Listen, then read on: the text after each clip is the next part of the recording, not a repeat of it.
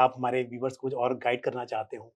देखिए, जब जहाँ तक फंड की बात कर रहे हैं तो ये मैं इतना ही हाइलाइट करूँगा कि ये जो फंड स्ट्रैटेजी है वो तीनों एसेट क्लास पे एक्टिव है।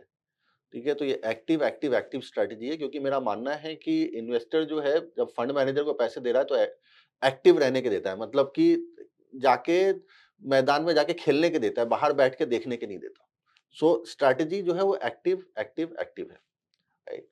जब हम फंड की बात कर रहे हैं तो इसके अंदर हमारा जनरली जो चर्न मैं देखना चाहती, आर्बिट्राज का एक चर्न होता है जो कि एक नेचुरल चर्न है, उसको हम हमेशा बाहर रखते हैं। उसके अलावा जो है चर्न को जितना मिनिमाइज कर सकते हैं वो मिनिमाइज करते हैं, क्योंकि मेरे को एक चीज लगता है कि आप जितनी मार्केट के अंदर सबसे बड़ी प्रॉब्लम है एक्टिविटी की।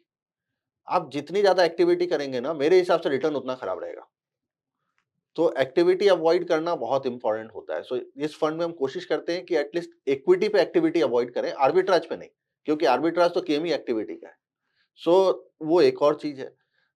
और तीसरा सिंपल है कि शॉर्ट टर्म सोचने का कोई मतलब नहीं है, क्योंकि शॉर्ट टर्म लक बहुत है।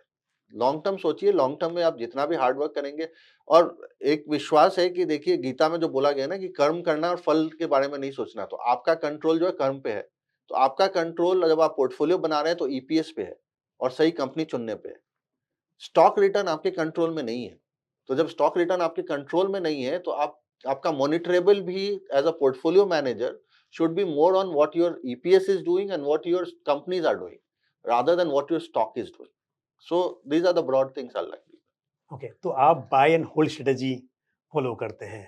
बाय सी वही है कि बाय एंड होल्ड जो है वो स्टॉक लेवल पे है, अलोकेशन बहुत डायनामिक है। करेक्ट। तो तो इस फंड का खैर एक नहीं, प्रिंसिपल गिवन है। विद इन स्टॉक तो होता ओके। क्या है ना कि जब हम खरीद रहे होते हैं तो 4-5% खरीदते हैं। हम्म। स्टॉक बढ़ के अगर 10% हो गया तो बाय एंड होल्ड नहीं रहता, अच्छा।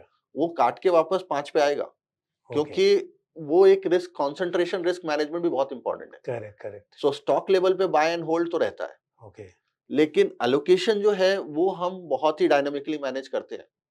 ओके। वो आपको दिखेगा कि एक समय पे हमारे कुछ स्टॉक्स जो 11% हो गए थे क्योंकि वो चले थे। करेक्ट। उसको वो हम काटते जाते हैं। ओके, तो सो पोर्टफोलियो रीबैलेंसिंग बिल्कुल, बहुत ही इंपॉर्टेंट है और आप टाइम टाइम पे हाँ, इसको हाँ। करते हैं। Within equity also rebalance करते हैं। तो इट्स नॉट अबाउट कि portfolio between equity and debt rebalance हो रहा है, विद इन इक्विटी भी वो रीबैलेंस हो रहा है।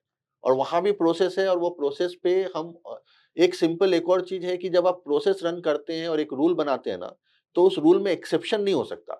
जिस दिन रूल में एक्सेप्शन हो जाता है ना, तो एक्सेप्शन ही रूल हो जाता है।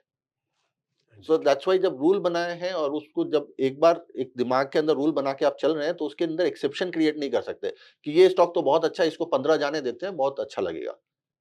वो फिर आप गलती करने के लिए अपने आप को ओपन कर रहे हैं। म्यूचुअल फंड निवेश बाजार जोखिमों के अधीन है। योजना से संबंधित सभी दस्तावेजों को ध्यान से पढ़ें।